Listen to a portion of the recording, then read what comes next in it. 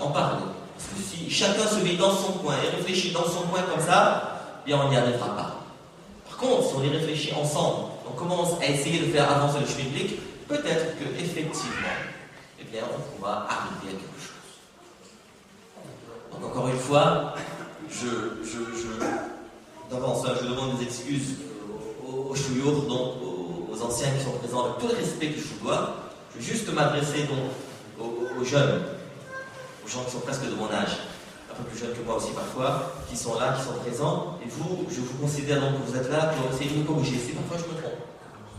Vous êtes là donc pour nous donner dans notre discussion que je dois effectivement avoir avec les jeunes qui sont présents dans cette salle aujourd'hui, les jeunes qui sont jeunes filles et jeunes garçons qui sont présents dans cette salle, afin qu'effectivement on puisse commencer à discuter de cette tension qu'il y a en chacun d'entre nous. Tension pourquoi? Parce que en ce début du XXIe siècle, nous sommes plus que jamais témoins d'un véritable tsunami sexuel. Qu'est-ce que j'entends par là? On lit, on entend, on voit booster votre sexualité. Comment vivre sa sexualité? Les 10 trucs pour bien réussir au lit. Comment stimuler sa libido? Je vous vois sourire, je veux bien qu'on sourie ensemble. Mais dans tous les magazines, on en parle. Tous les magazines, on voit des pages sexuelles. Dans tous les médias visuels, c'est exactement la même chose et c'est pareil. La nudité et le corps humain sont extrêmement présents. J'aurais utilisé le mot omniprésent, mais on va le réserver pour Dieu. Zappez comme vous le voulez sur votre télé. Vous tomberez toujours dessus. Film, feuilleton, pub, tout ce que vous voulez, et ça nous ramène au corps humain. C'est objet marchandise. Comment est-ce qu'on veut, mes frères, qu'on s'interdise de parler de cela avec les jeunes frères et les jeunes sœurs, tout en sachant qu'ils sont exposés. Dans leur journée de tous les jours, ils sont exposés à ça. Le problème se pose, et c'est aussi la responsabilité de notre communauté. Aujourd'hui, il est impossible de vendre un produit sans avoir l'image du corps, sans avoir la sensualité, l'érotisme qui soit mis en avant. Un parfum, je veux bien, mais un dentifrice, mes frères, un dentifrice. Et on va mettre le corps de la femme. Une armoire, et il y aura le corps de la femme à côté. Rien ne se vend sans qu'on nous montre ce corps de chair fraîche. L'objet sexuel doit toujours être associé à cette vente. Et puis on nous parle d'intimité, de l'intimité de la femme, machin. Le clip, je suis pas en train de vous dire d'aller regarder les chansons, hein. Mais le clip, à l'origine, c'est de la musique. Je veux bien, les frères, les jeunes. C'est de la musique. Je suis pas en train de vous dire d'aller écouter. Mais en regardant les images, eh bien on ne retient que justement ces images. On a presque oublié le clip, les paroles. On ne retient que les images. Une femme qui est en train de se trémousser devant nous. Le stimulus sexuel, il est partout. Au cinéma, télé, internet. Je suis juste en train de vous faire un compte rendu, mes frères, de ce qui se passe tous les jours. Je suis pas en train d'inventer. Je suis pas en train de vous faire des trucs. Qu'est-ce qu'il est en train de faire de Je suis juste en train de vous parler de notre vie de tous les jours. L'exposition encore, eh bien, il invite au désir, il est partout. Parfois, c'est gentil, c'est doux. Et parfois, c'est un peu plus rude. Parfois, c'est un peu plus hard. Vous savez qu'aujourd'hui, malheureusement, la pornographie, eh bien, c'est au premier rang sur le marché cinématographique mondial. C'est partout, c'est tout.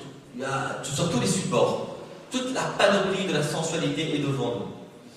Chacun d'entre nous, à chaque instant, c'est la promotion du désir, la suggestion de l'assouvissement de ces désirs. Et ce n'est pas terminé. Parce que, eh bien, dehors, ça continue. Dehors, ça continue. Dans la rue, au lycée, à la fac, au travail. Les jeunes, là, on le sait. Chacun d'entre nous, on le sait qu'on ne peut y échapper. C'est une invitation.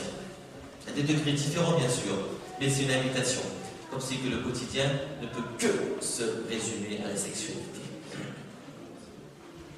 Et nos amis, et nos copains, et nos copines, et nos collègues du bureau, ils le font. Ils font plein de mauvaises choses. Ils disent que c'est normal. Ils paraissent épanouis. Ils paraissent fiers. On a l'impression que c'est amusant, n'est-ce pas? On voit ces jeunes, tous ces moins jeunes, qu'on fréquente tous les jours, parce qu'on va avec eux à l'école. On travaille avec eux. Ces jeunes qui sont libres, qui font des choses qui nous paraissent amusantes des fois, et qui nous paraissent épanouies dans leur vie de tous les jours, dans leur vie intime, dans leur vie sexuelle, épanouies parce qu'ils changent, ils en changent tous les jours. Eh bien, et en plus de ça, ils nous y invitent. Aujourd'hui, Wallah, mes frères, on n'a plus besoin d'aller vers le mal. C'est le mal qui vient. On n'a plus besoin d'aller vers le mal. C'est le mal qui vient. C'est un gib. Fête du bahut. Soirée étudiante. Pour entre collègues. Élection de Miss. De Miss. Je vais passer sur les détails, mais aujourd'hui on a autant de Miss que de choses possibles. Miss t-shirt mouillé, Miss de toutes les couleurs, Miss truc, etc. Et cela nous incite à la réflexion. On a juste franchi là, vous allez voir tout à l'heure, on va franchir les pas de la mosquée, et la tentation va tout de suite s'ouvrir à nous. Très chaud, c'est presque l'été, je sais pas, ici c'est l'été déjà, non c'est pas l'été. C'est quelle époque? C'est le printemps? Le printemps c'est ça? On est au printemps mais il fait déjà très chaud, et à La Réunion de toute façon c'est l'été, c'est à peu près la même chose. Malheureusement, eh bien, il n'y a plus de vêtements qui tiennent. On ne sait plus à quel sein se vouer lorsqu'on va au centre-ville, lorsqu'on va au centre commercial. J'espère juste, mes frères, que je ne heurte aucune sensibilité et que tout le monde va jouer le jeu. On va juste profiter de ces quelques minutes de jeu devant moi pour effectivement faire un état des lieux et puis essayer d'avancer, essayer de réfléchir ensemble. Je m'excuse encore une fois auprès de nos anciens de chouyour en qui je dois tout le respect, bien sûr. Mais je vous demande, est-ce que c'est la réalité du monde ou est-ce que je suis en train de caricature les jeunes? Est-ce que c'est comme ça que ça se passe? Est-ce que c'est comme ça que ça se passe dans les magazines? Est-ce que c'est comme ça que ça se passe dans la télé? Est-ce que c'est comme ça que ça se passe sur Internet? Est-ce que c'est comme ça que ça se passe dans la rue, à l'école, au lycée, à la fac? Et est-ce que nous aussi, on est victime de cette pulsion, de ce tiraillement qui existe pour nous? Moi, je vous réponds, si vous n'osez pas répondre. Est-ce qu'on accepte le fait qu'on soit être humain, oui ou non? Ou est-ce qu'on va dénigrer, encore une fois, on va dénigrer le fait qu'on soit être humain et qu'on va encore une fois ne pas faire l'explication, ne pas faire la réflexion qui s'impose en faisant comme si que tout le monde est beau, tout le monde est gentil, chaque situation est rose.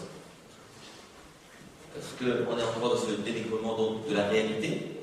Parce qu'à côté de ça, à côté de cette situation que je viens de vous décrire, eh bien, il y a nos frères et nos sœurs, il y a Fatima, il y a Abdurrahman, il y a Mohammed, il y a Zakaria, il y a tout ça. Ils vont à l'école, et d'un côté, ils voient tout ça, d'un côté, ils sont tentés par tout ça, d'un côté, ils sont invités par tout ça, et de l'autre côté, ils se disent que, eh bien, je suis musulman et croyant. De l'autre côté, il essaie de se retenir, mais en même temps, il est invité. Il est invité. Qu'est-ce qu'il doit faire? Il ne sait plus sur quel pied danser. Qui nous sommes? Où nous sommes? Nous sommes tiraillés de l'intérieur. Eh bien, mes frères, avant d'aller plus loin, que les choses soient très claires. Que les choses soient très claires, mais je vais être d'une clarté exemplaire aujourd'hui devant vous. C'est Dieu qui nous a créés. Et Dieu, Allah, il nous connaît mieux que tous. Allah, en nous créant, il a créé la psychologie aussi. Allah, Jalla wa Ala, en nous créant, il a aussi créé les tensions qu'il y a. Il ne s'agit pas pour nous d'être déjà coupables avant d'avoir réfléchi. Il ne s'agit pas pour nous de ne pas réfléchir à ces tensions que j'ai en moi, juste parce que je n'aurais peut-être pas le droit d'avoir ces tensions.